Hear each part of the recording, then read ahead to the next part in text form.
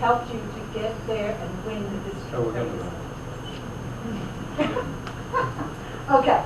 Next on the agenda, I would like to ask Denise, our table topic master.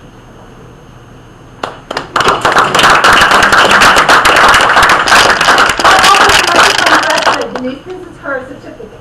Denise is our very first CC this year. And you have helped us. Right now, we are this distinguished club because of you, for your help. All right.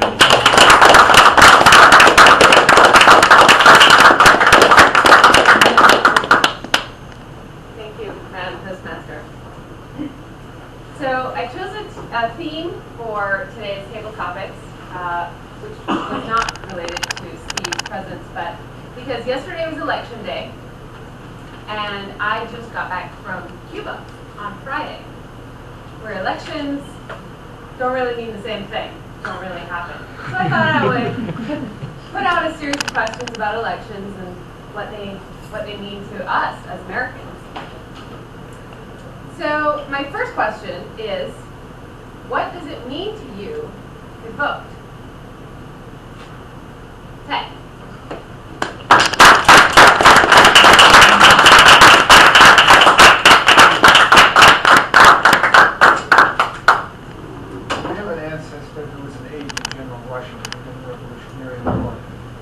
I have another ancestor who's buried in Arlington Cemetery.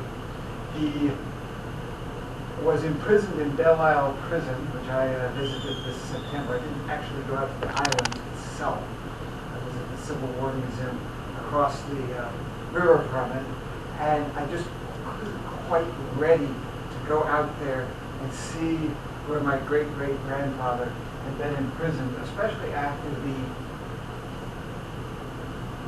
museum person had said, well, he was very lucky after I told him that he'd been exchanged, because most of the prisoners at Belle Isle Prison were transferred to Andersonville. And for those of you who know any Civil War history, that was a horrible place.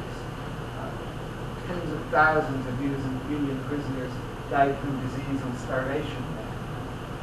And if I were to show you pictures of the prisoners after they were liberated, you could not tell the difference between them and those who were liberated from Auschwitz.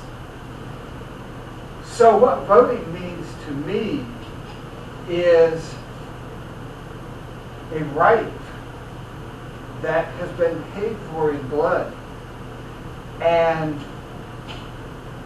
I am appalled by anyone who would not vote, yet I will defend their right to choose not to vote with my very life, because that is indeed the nature of freedom that we have in this country.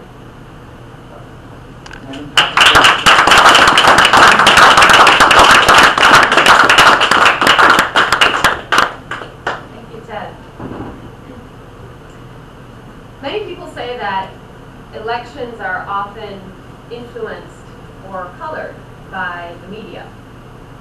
And in this day and age, we have the mainstream media, and we also have this new buzzword, social media, which we keep hearing about, Twittering and Facebook and tweeting and twatting and who knows what else. So my question to you is, what role do you think the media, whether it be the mainstream media or social media, plays in the outcomes of elections in this country or anywhere else? David.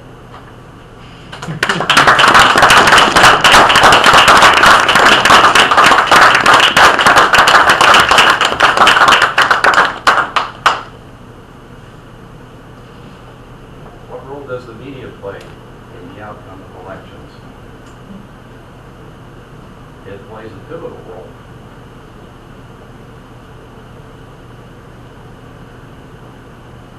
What we think of the candidates, what we know about the candidates, who the candidates even are, is all influenced by the media and what we're permitted to learn about them. In the last election,